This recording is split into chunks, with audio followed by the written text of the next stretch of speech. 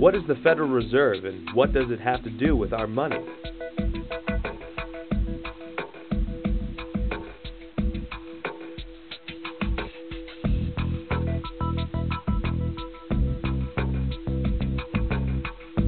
Every day we use money. We pay for food, a place to live. We pay for everything. But what is it that makes money, well, money?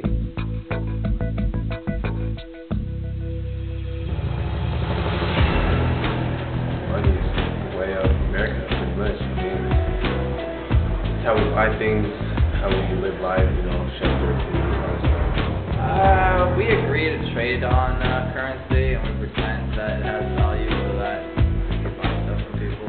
It's what we use to buy or trade things. According to Ludwig von Mises, an economist of the Austrian school, money is a generally accepted medium of exchange. In other words, any commodity which is widely used and accepted as valuable and is useful for trade is money.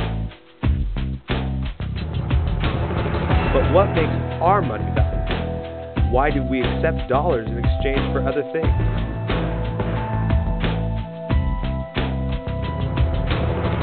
Sets a gold standard, which is universal.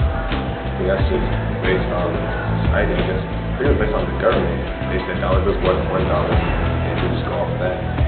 It's agreed upon for American money, so it's assuming that we have value somewhere. But, okay, so if people just stopped agreeing that it had value, you would just stop? If I could get more bartering, I would stop using the dollar. Dollars, although originally named for the amount of silver or gold they were made up of or redeemable for, are actually not backed by anything physical. Dollars are backed by government fiat, or a decree. This decree can be read on the face of our dollar bill. This note is legal tender for all debts, public and private.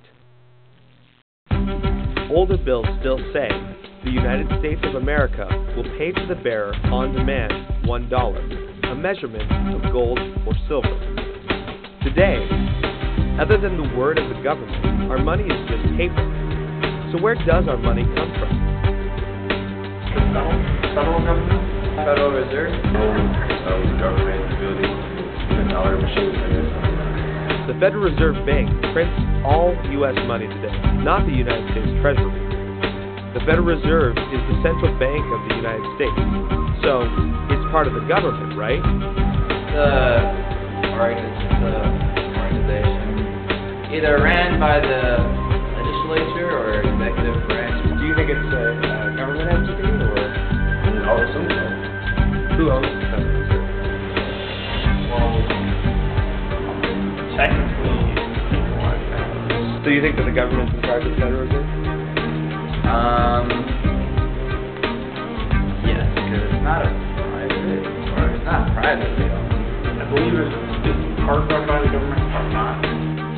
The Federal Reserve is actually a private bank owned by its member banks. The Federal Reserve is given the authority by the U.S. Congress to print and regulate our money and the money supply.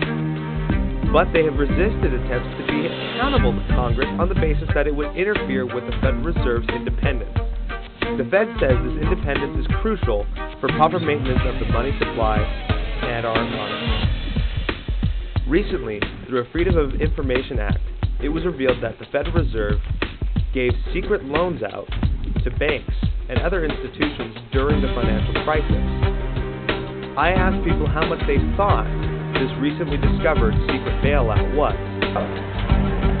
Probably $1 billion or $2 Million? Higher than that. $5 billion. I would assume somewhere around $1 trillion. Bloomberg News reports that the Federal Reserve had $7.7 trillion in total commitments. Even the Federal Reserve admits that they gave out $1.3 trillion in loans to private banks, nearly double the size of the Troubled Assets Relief Program, or TARP, which was considered monstrously expensive at $700 billion. Bloomberg also estimates that banks made roughly $13 billion off of these loans. How does that make you feel? not as close to the government as I would like to be. And studying the Bible doesn't make sense. It's laughable, but so is most politics. So that brings us to one final question. Is the Federal Reserve even legal under our Constitution? Actually, the Constitution doesn't do a whole lot. Because it's private owned banks, you know. Private is always gets frowned upon. Yeah. Society. I would this. I do think it needs to be looked over again, maybe fine-tuned.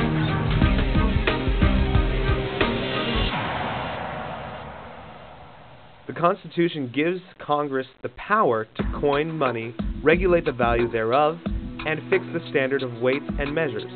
However, it does not say whether Congress has the power to delegate this power to another entity or institution. Even during the establishment of the Federal Reserve in 1913, this was a contentious issue. For a long time, the Federal Reserve and the nature of our money have taken a backseat to other political issues, but recently it has been thrust into the spotlight and is finally getting serious discussion. Still, most people are woefully uninformed about the Federal Reserve and the power it has in our government and in our economy.